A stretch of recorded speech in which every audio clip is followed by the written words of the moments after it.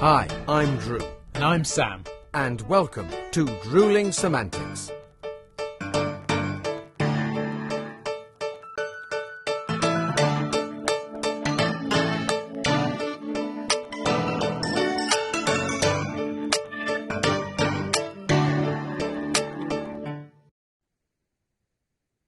Sam, the beer. Are you not? Are you not a little bit bored of that yet, mate? You know, a little bit too much. You know, just leave it, maybe. You know, it's funny, mate, because we've sort of hinted a couple of times at there being this thing that I did that not pissed you off, but you were a bit like, oh, bastard. And we are going to talk about it today, aren't we? And it does. Well, yeah. Because I think we should let the cat out of the bag, you know, so to speak. You know. Yeah, we'll do that in a bit. But first of all, hello, mate. How are you? Hello, mate. You good? Have you had a good week, etc., etc.? I have. Yes, I have. Thank you. Yeah. All going well. Prepping, learning some lines and bits and pieces. Yeah, and I'm writing a new script for the upcoming Easter shows, so I'm busy on that. So yes, all of course, good. Yeah. So you've got what, about a week and a bit to prep before they? Yeah. So we're new show, and it's going to be fun. Looking forward to it. Nice. What about you, my friend? As you know, I am actually it very sort of came up out of the blue, but I'm about to take part in a musical, which I will reveal more about that later down the line. But so I've been looking at lines for that. Had a couple of rehearsals and prep bits, but then had some other jobs on. I've been doing I do school shows. I've been doing a few school shows. So this week's been mental. Lots and lots going on, which is great. But I'm bloody knackered, which is why I was rewarding myself with a nice beer, and obviously with the opportunity to have a chat with my dear friend Drewzif. Now, I'm going to hand over to you because I'm sure you've got a couple of bits of news and things to cover. But very shortly, we will dive into this week's subject, which I'm really excited to talk about. Brilliant. Well, yeah, there's not a huge amount of news. There's a couple of little bits and pieces. It's worth saying. The South Bank Centre. I've got my notes here. See, I prepare. South Bank Centre are opening a new technical academy because. And we don't mention it very often, but during the Unwelcome Guest, a lot of people, particularly in this industry, as we've discussed lots of times, but they left the industry. And it, particularly in the technical area, there is a skills shortage. Lots of stage managers, I know lots of stage managers, technical guys are more than well enough equipped to move into other professions, have done just that and have not returned, leaving a gap in the skills market. So the South Bank Centre are opening their new technical academy to hopefully train people and bring, maybe some people will come back into the business, but obviously bring new talent into that, those very, very, very important roles. Yeah. I mean, nothing moves, nothing is lit, nothing sounds without those guys. So exactly. Kudos to that. It's a brilliant idea. I hadn't really thought about that properly until you just said it then, but obviously, everyone was hit by the Unwelcome Guest, and we as actors were not able to act, weren't able to perform. But if those that sort of left the industry from an acting perspective have kind of gone into retail or office work or something, so they've had to change careers. But I suppose if you're a lighting expert or a techie, you could then go into some other element that really employs your skills, just in a slightly different area. So I guess it was, and I don't mean this in a it's easier for you, but it's slightly more straightforward for them to pick up other work because they could keep in their same area of expertise, which equally has then hit the industry really heavily because it was. Because there were slightly more opportunities for them to go elsewhere without having to alter what they do per se. And again, I'm not saying they had it easy; they absolutely didn't. But just looking at it from sort of that layman's kind of area, yeah, intriguing. I guess people that make sets, carpentry is a skill that is employable in lots of different areas. Absolutely, yeah. There are makeup artists and stuff. Yeah, so intriguing. I mean, there are lots of companies. I mean, I know big theatres that furloughed a skeleton staff, but a lot of other people that were, like we are, they're self-employed, they work contract to contract, they were let go. And as we were doing, we were scrabbling to find work and adapting and working from home, etc., and voiceover work, and those guys. If you haven't got a theatre to build a set in, what do? You go elsewhere, and you say they've got very, very transferable skills. Yeah. Whether they come back into the business remains to be seen. But again, congratulations, South Bank, for that. Oh yeah, no, brilliant idea, Brilliant idea. fantastic. Yeah, that's And great. on a technical note, Lazarus Theatre Company are one of the first companies, and its AI is done and used all through theatre. Go and watch Stranger Things. Go and watch, Shrek and blah blah blah. They use it all the time. But Lazarus have infused it within the acting body of the show. Oh. Julius Caesar, what was the word they use? Yes, they are using deep fakes and streamed images, and I'll be interested to see how this develops and what the public reaction is, given that we are all going, it's a very scary thing. How do we deal with it? Sometimes it's better to embrace your enemy than push them away. So maybe Lazarus are doing that. They're going, let's get a handle on this. Let's get some form of control before we all run away, slightly scared. So I mean, control is the key, isn't it? Like these new technologies are brilliant if they are applied correctly and are fully controlled. It's where it sort of goes beyond, and yeah, that's the scary side of things. But nonetheless, it certainly will be something interesting. It'd be good to check that out and find out just how much they've employed it and how it works. So yeah, intriguing news this week, mate. Thank you for that. And another little bit of intriguing news always worries you when I hear this. The government are going to review Arts Council England in an effort to, and I quote, monitor and maintain creative excellence. So what does that mean? Are they going to take even more money away? It means more cuts are coming. Is there more bloody cuts? So that one, we'll keep a very close eye on that. I don't know when that is going to, when these review bodies sit, and et cetera, but that is one to watch. If suddenly more theatre companies going, Christ, we've had all our funding gone, or wow, we've had more money. Let's see how that develops. Absolutely. But so those are the two or three little nuggets of stuff that I went, oh, we'll watch those stories. Okay. So they're just beginning. So they're little beginnings of stories. Things for us to follow as we go through the rest of the season and next. Absolutely, yeah. We'll see how those go. Talking of beginnings, talking of sad endings, a very, very, very, very, very sad death was a gentleman called David Seidler.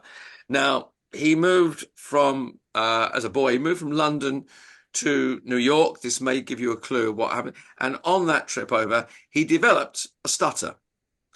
But David Seidler became famous for writing The King's Speech, which deals with, as we know, the king with a stutter.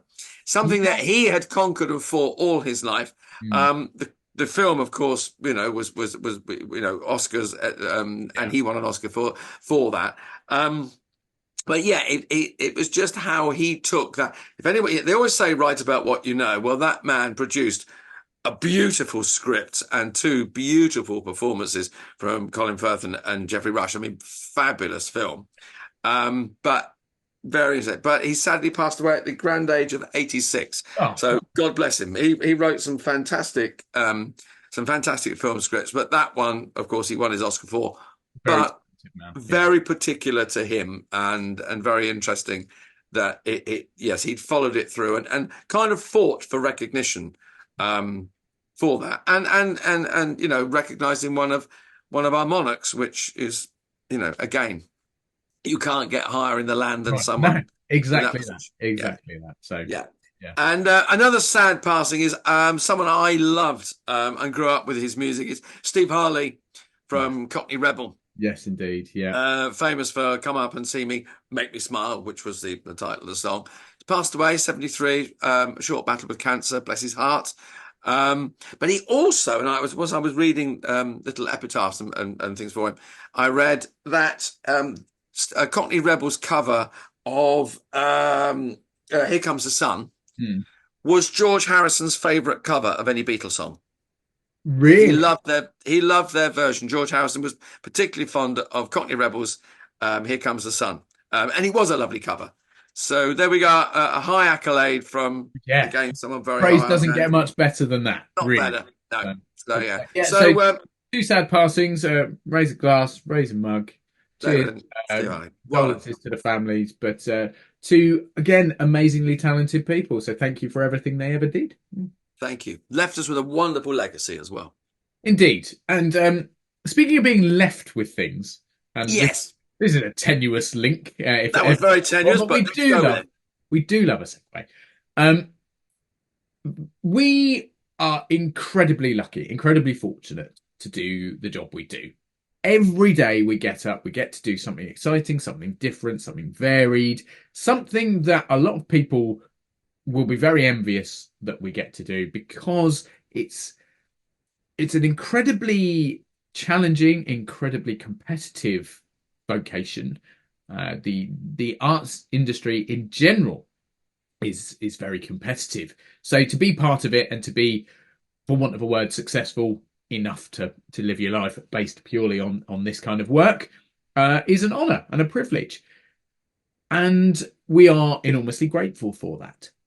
However, we obviously moan now and then that there are certain things that don't go, oh, this theatre was shit, or blah, blah, this was bad, or it's an early morning, oh, it's a late night. But for every moan we make, and we cannot deny, Drew, that this does happen more often than perhaps a lot of employments might allow, there are, as the title of this episode is bound to reflect, perks to our job. And I'm talking above and beyond the fact that we love what we do, we get to do a fun job, the variety. Sometimes there are just extra golden nuggets to a certain job.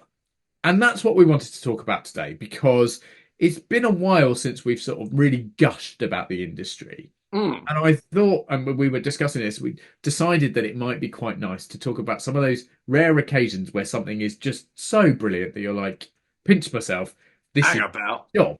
Yeah. Yeah. And you were alluding earlier to the fact that I was drinking a beer, and over the past few weeks, because I did a job a little while ago that you were rather envious of, shall we say? I take it or leave it, mate. No, you get on with it. That's that. Yeah. Bullshit. Absolute bullshit. Because I am well aware that pretty much anyone that does what we do, to an extent, would be like, Jesus, how did you land that? So just to explain and get rid of all the sort of cryptic nature of what I'm saying, I am drinking a beer currently, and a couple of weeks ago, I was employed to do that, not to excess, but certainly to fairly large levels. Employed, drink beer. Yeah. Essentially, I was contacted about doing some modelling work for it's pretty much a county council, but they wanted to advertise their ale trail. So essentially, there is a collection of about 30 or 40 pubs in this area, and I'm not going to say where just yet because I'm not sure if that's part of my sort of like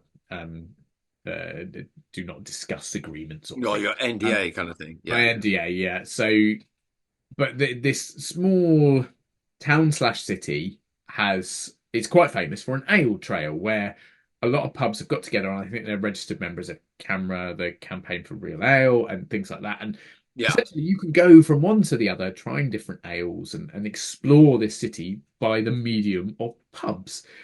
And they needed some more advertising material for said ale trail. So I was contacted and asked, would I like to spend the day going from pub to pub drinking ale? So I thought about it for 2 or 3 milliseconds before snatching their hand off. Yeah, I mean, brilliant. These jobs don't come up all that often, but when they do, it certainly sees them with both hands. So yes, I spent a day, about 8 hours or so of filming and having photos taken, going from pub to pub, drinking beer. And part of when I spoke to the production team, I said, "Oh, like I'm going to have to drive up," and they're like, "Oh, don't worry, we've got you accommodation because as much as we're not suggesting you drink like a pint in every one of the 30 or 40 pubs because I'd be dead.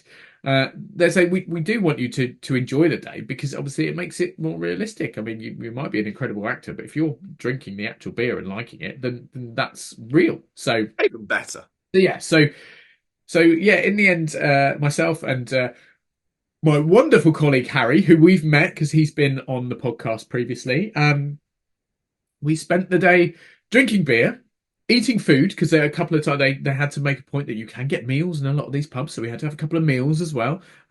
Playing pool, we played some board games at one point. Yeah, as jobs go, it doesn't get much better than that, really. I mean, sometimes you do look at a job and you go, I'm working. Yeah. I'm Sorry, you know, want to pay me to do what? yeah, yeah, yeah. Brilliant. And, So, I mean, so there you were. Just to get this straight, because I've got to talk this through. Uh, there you were, you and Harry. You were visiting all. How many pubs did you visit? 30 odd. no, we didn't do all of them. There are 30 on the trail, but I think Right, we but did either 13 or 14, something around that sort of number. And throughout the day, because we sort of made it a not a game, but almost like an extra challenge that in every pub we went in, the ale we were drinking had to be different. So we had to have a different one in each. that was And my next question. in some we so there was I can't name them at this point because obviously the media hasn't got out, but there was one where they did I can't remember what it's called, but where you get like 4 or 5 on a block and they're like thirds of, is it a flight of beer? Yeah. Yes, So yes. I some don't know of them there were multiples, some of them we tried others, for example, and once I'm able to talk about it I will because it was stunning, but there's a particular pub, well it wasn't even a pub, it was sort of like a beer dispensary almost, but with a bar in it. And they did a whiskey infused ale. And right. stunning. It was dangerous because it tasted like a sweet beer. Yes. You couldn't really taste the whiskey. There was a little bit of a kick, but I think it was about 13% or something like that. It was certainly, it had a kick and it was lovely, but dangerous because I could have kept drinking it and then I would have been on the floor. Yeah. Across the day, I think between we if we tried a new one, we both tried it. I think there were 22 different ales that we did across the day. Not 22 pints of, but certainly we sampled 22. Yeah. Yeah. So, And I have to ask this, at the end of the day, I mean, were you still sensible, or had the day been so good that did you finish on a high? so I'm completely honest. Obviously, I didn't feel totally sober because I'd been drinking beer all day, but I was fully compos mentis and I knew what was going on. And I was able to still perform the job and do the acting and the performing or the modelling or whatever you want to class it as absolutely fine. The interesting thing was I was knackered for multiple reasons. One, we had to walk between all the pubs. It was quite a lot of walking. Oh, you were walking. Yes, oh. Yeah, we were walking in between each one. Because that's what, if you were on the ale trail normally, that's what you'd have to do. That's what we do.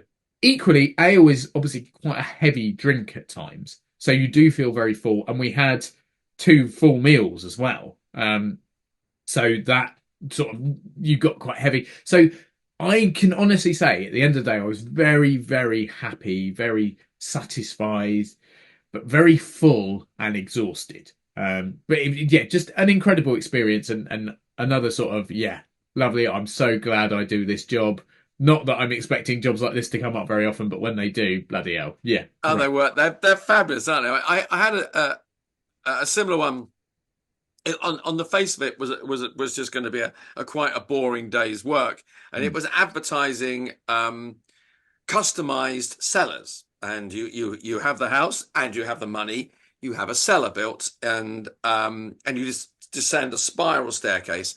I'm guessing mostly for wine. Is it that most of them? Yes. Yeah, a wine cellar in your house. And you do have to be, I would imagine, I flipped through the brochure and it was like, well, those are slightly out of my price range.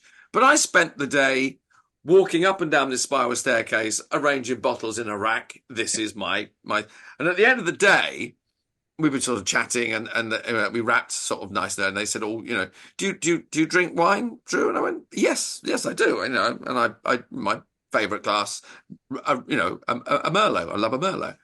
And the guys sort of trotted over. The owner, we were actually filming in their showroom. Right. Yeah. And which was lovely. It's great. It's a split floor, so there's you walk across the floor, and then the camera pans up, and you actually see both levels. So you see the cellar within the floor and above.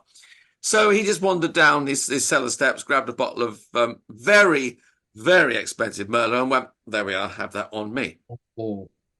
So not quite to the extent of your good self, but it was like one of those little things you think, well, that's very kind and very nice. And I did take it home and I did drink it, and it was bloody lovely. It was one of little things like that, that Yeah. as you say, little little gifts that you don't expect at the time. But And I guess to an extent, this possibly seems like a bit of a bragging episode. But there are some intriguing ones within these stories. So we hope people don't think we're just going, well, I'm going to blow my own trumpet. But it's those random jobs that stick out, not just because they were fun, but because of the generosity of the people involved or the unique nature of them. So, for example, I did a commercial many years ago for a blender brand. They said we need some testimonials, as they're known as, of people that oh yes, the blender. But we're sort of taking a shortcut. We're not going to hunt through the millions of actual customers who have gone out and bought one and then love it and send a nice review. What we're doing is we're selecting some people who we know have camera experience that are able to talk and sort of present. We're going to send them a blender, try it for a few weeks, and if you like it, we'll film you and talk about how much you like it. Great. So yeah, free blender. Lovely job. I have to say, I've never spent so much money on unique fruits and seeds and to put into make, because they get a lot of the blenders come with like these recipe manuals. Yes. And I went through and I was like, well, that sounds intriguing. What the bloody hell is a flax seed? I've never heard of one. I'll have to get a packet of them and like honeydew melon. Well, I haven't bloody got one of those, have I? But I better buy one. So I went out and raided the local supermarket of all their rare exotic fruit and seeds and God knows what else. But yeah, another brilliant experience. And I came out at the end of it, having done a paid job, with a free blender as well. Great. But I did a test, a commercial test, and very often, for those who don't know, that sometimes an ad company will film little teasers as ideas, and these are you go along for a couple of days, shoot something, then it goes away to the ad agency.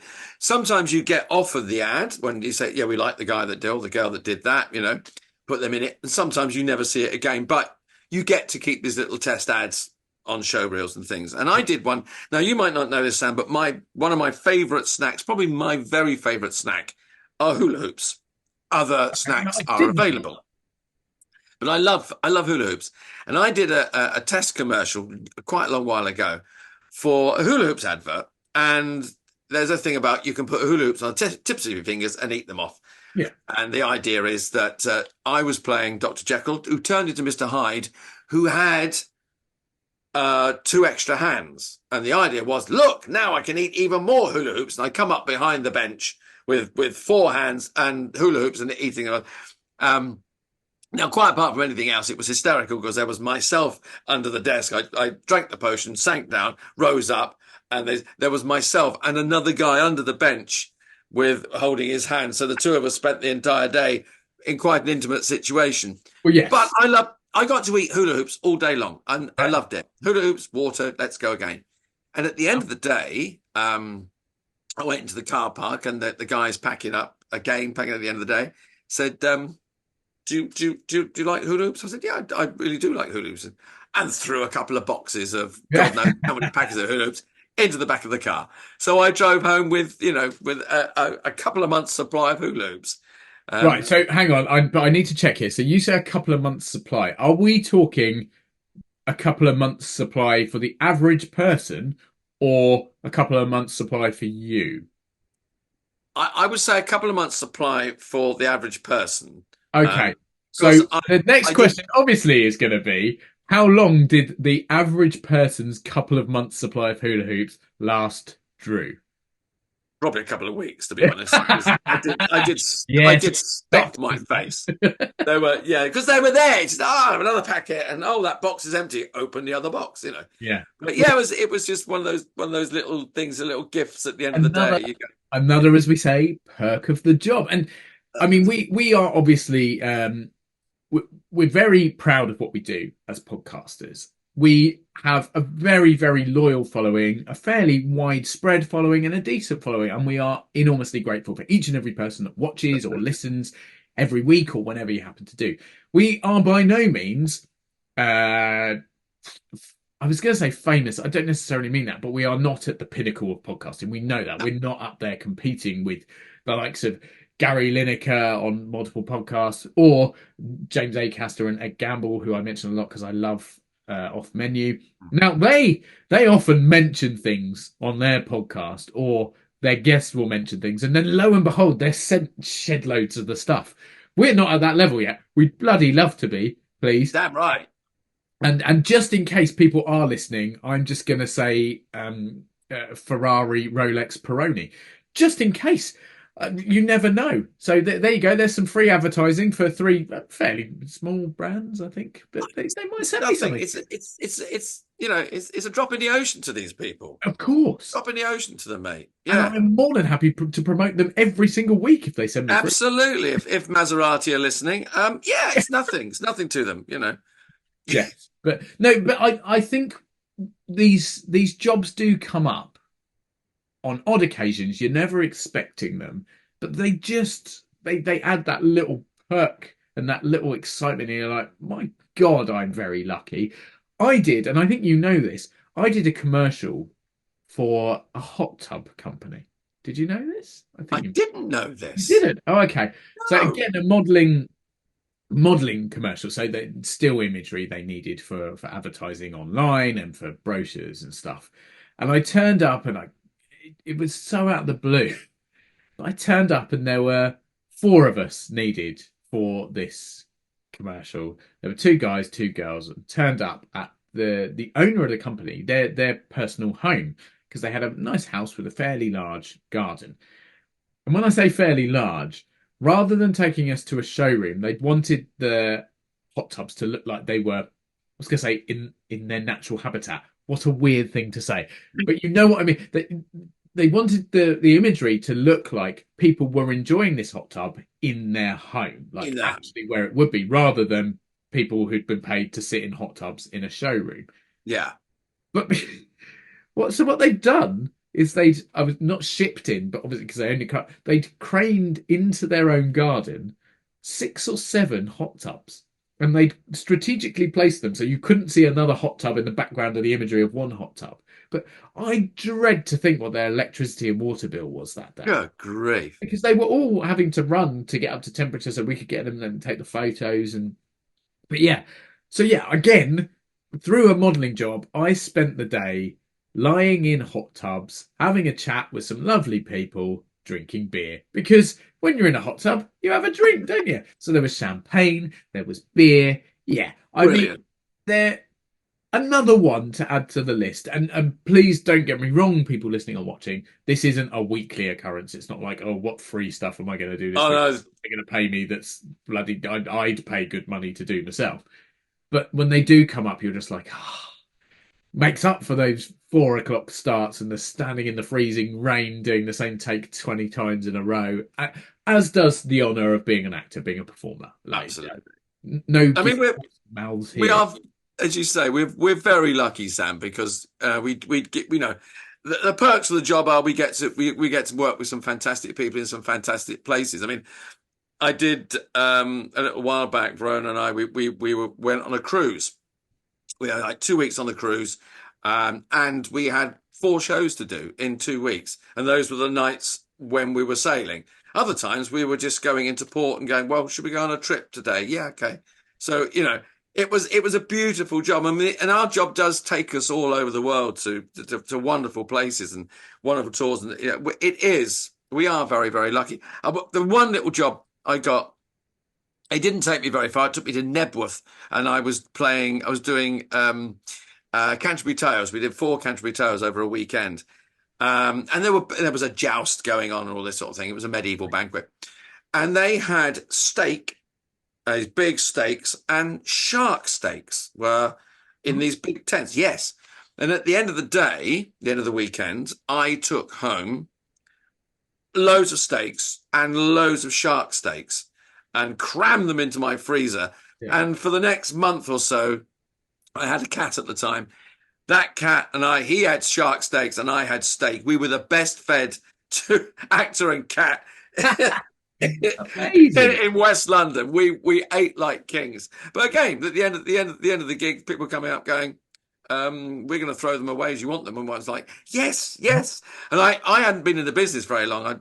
I'm fresh out. Well, I'd been out of drama school sort of like a year, 18 months. I'm still trying to make money and still fairly skint, it has to be said. So any food coming my way, bonus. That was a cracking job as well. It was a beautiful job. I have to say that happens fairly often. The sort of not the being given the food afterwards, but being able to eat as part of jobs. Exactly, yeah. And I remember I did a stage play where we had to eat a beautiful chicken dish every night, and it was actually one of my favourite things about the show. And quite often we were supposed to be drinking beer. Normally it was fake, but on certain nights the crew would go, "We'll give you a treat," and they put real beer out. Great, lovely. There are numerous times I've worked for clothing companies or particularly jewellery companies. I've done a lot of work, and we had the amazing Photoshop Phil on the show a little while ago. Oh, yes. Yeah. I've done some work with him and for a company he works for, a jewellery company, and they're so generous, and they always go, "Do you want to take something? Is there something you like?" And I went, "Oh, I loved wearing that. That was beautiful." "Yeah, take it on."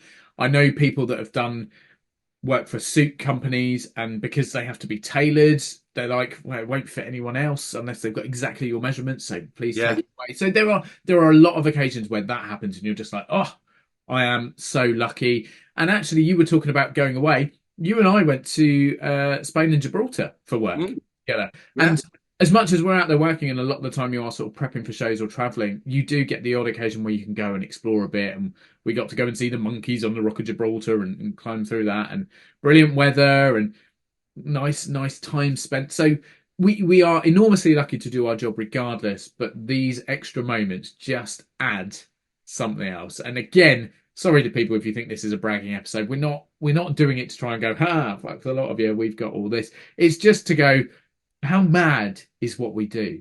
Just as you say, just once in a while something crops up and you go, well, that makes, for all those early mornings and, traveling around and getting up and shifting scenery out of vans and all those jobs that were tough. There comes a little one you go, I like that one. That was a little reward. Yeah. But Sam Dunning, do you know one of the greatest perks of working in this industry? I all of a sudden feel very nervous, but no, go on. One of the greatest perks for me is because every week I get to spend time with my podcast buddy, and that is a big perk to this business. So we were talking about beer earlier. Have you been on it a little bit too much, Drew? Have you had a few drinkies? Because you're being far too nice. I'm on the coffee. Yeah. What else is in your coffee? I will say it's a very strong coffee. No, honestly, mate, it is a gift, and not only that, we get great guests on. We do, and that's a wonderful segue to the fact that we have another fabulous guest. Our last guest of current season, of season 10, is joining us next week. Someone I've worked with, someone enormously talented, someone who I'm a little bit jealous of. So if you're watching today or listening today and you feel a little bit jealous of us because I've got free beer, Drew's got free wine, we've both had free clothes and trips abroad or whatever, don't worry, we get jealous too. And we're both of us, I would say, probably a little bit jealous of our guest next week, who is just smashing it. Is the phrase that I think kind of covers it best, mate. So yeah, we're looking very much forward to welcoming our guest next week. Yeah. I'm going to echo what you said, mate. One of the biggest perks of the job for me is getting to work with my best mate every week. We've spent a lot of time doing stage and theatre and immersive work together. We don't do that quite so much anymore. I don't know whether that's because the companies have gone, well, those two just have a bit of a laugh. Don't put them together. Yeah. They'll just eat all the food, drink all the beer, and just bugger off. That's the only reason they're here. Yes. Yeah, I mean, and actually, on that note, a lot of the shows we do, they feed us. So it's another perk.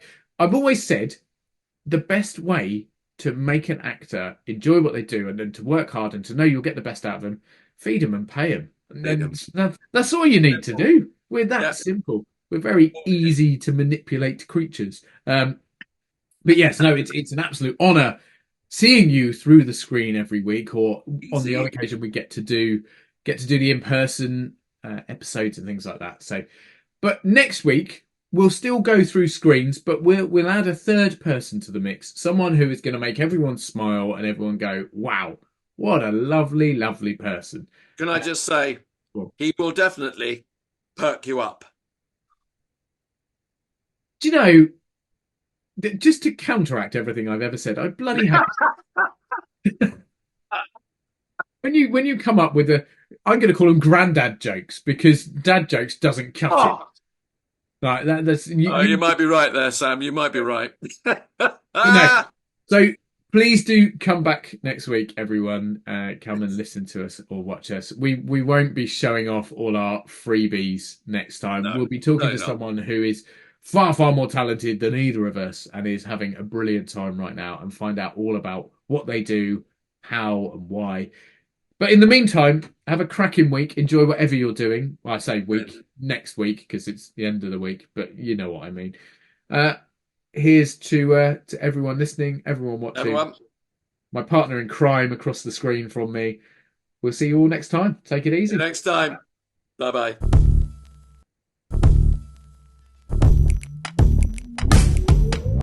Thanks again for watching this episode of Drewling Samantics. Please make sure you subscribe to our channel and turn on notifications so you never miss a new video. Don't forget, we're also available as audio only. Just search Drewling Samantics in any good podcast app. And please support us on social media. All our links and handles are on screen now. We love welcoming new followers and subscribers, so why not share with your family and friends so they can join in too? Thanks very much. See you next time.